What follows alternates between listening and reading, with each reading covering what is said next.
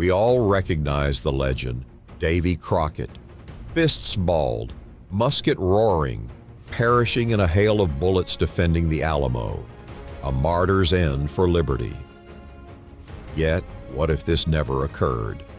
Suppose America's quintessential frontiersman faced an outcome so appalling, so politically volatile, that reality stayed concealed for 140 years. Envision this alternative. Crockett laying down arms.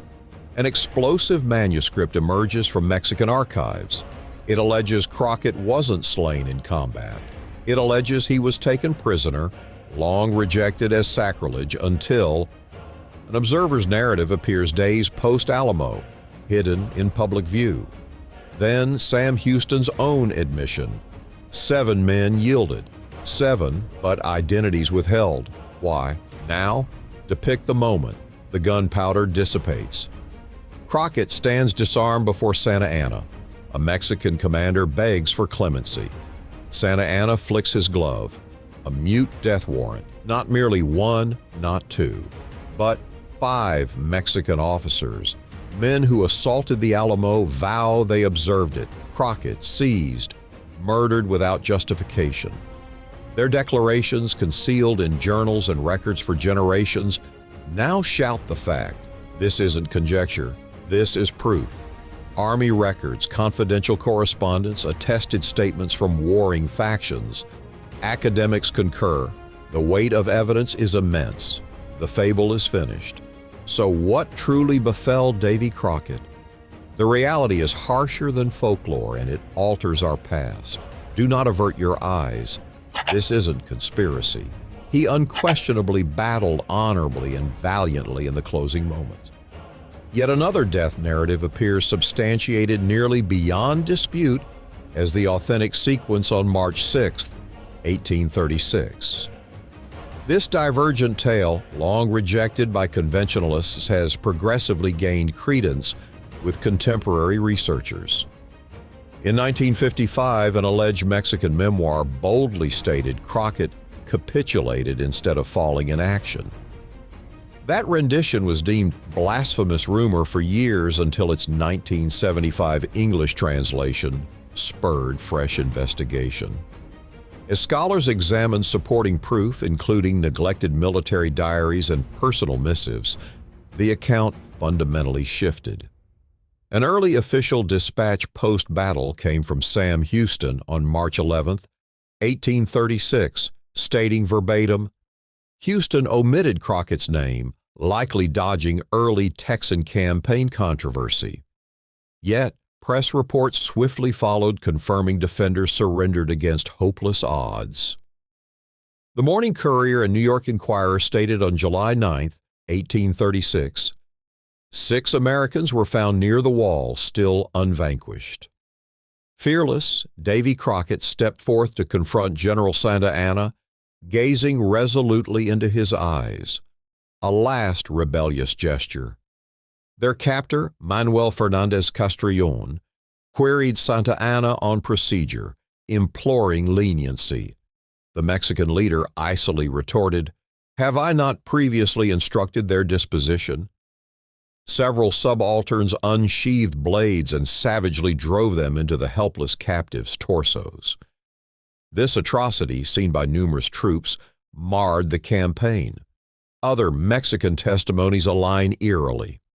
Ramon Martinez Caro, Santa Anna's private secretary, noted in an 1837 leaflet, 5 were found by General Castrillon as troops broke ranks and slaughtered the prisoners without mercy.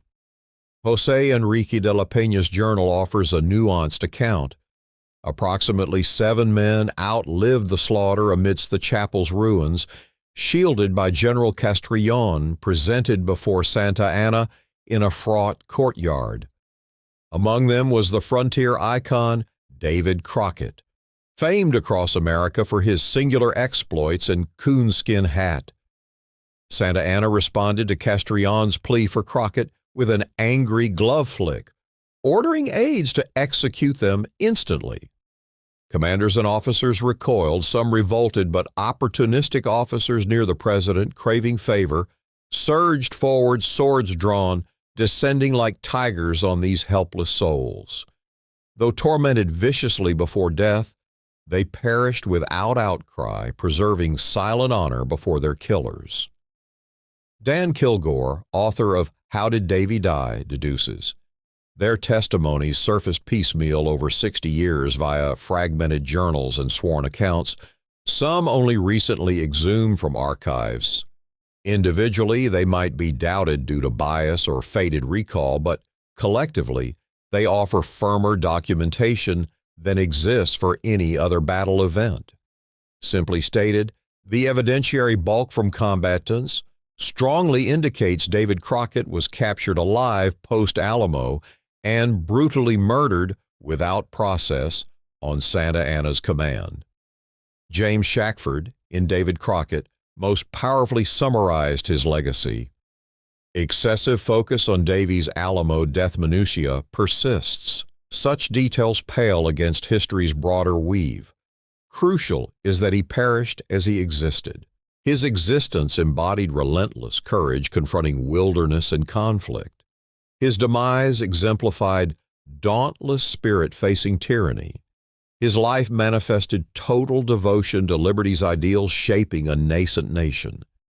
He died opposing intolerable oppression, achieving immortality not by his fall, but by his stance. Thus, the wild frontier sovereign didn't expire musket-ready on the Alamo walls. He stood weaponless in embers, confronted a despot, and was butchered for it. History peddled martyrdom, but truth delivered sacrifice. Why did this reality elude us for 140 years? Shame, expediency, or the harsh fact that heroes don't always perish gloriously? Sometimes they kneel in death, yet unbroken to the end. 5 Mexican officers testified to it. Sam Houston alluded to it. Newspapers published it, then neglected it. The proof didn't vanish. It was disregarded, interred because it clashed with the legend we craved. Yet legends aren't history. History is chaotic, savage, and profoundly human. Davy Crockett didn't merely die at the Alamo. He was executed, and that transforms everything, not his valor, but ours. Can we accept a hero who surrendered, or does that render his last act?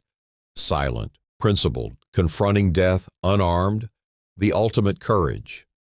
They slew the man. But why expunge the truth? Never let victors monopolize history's pen. Challenge all, particularly the tales we label heroic.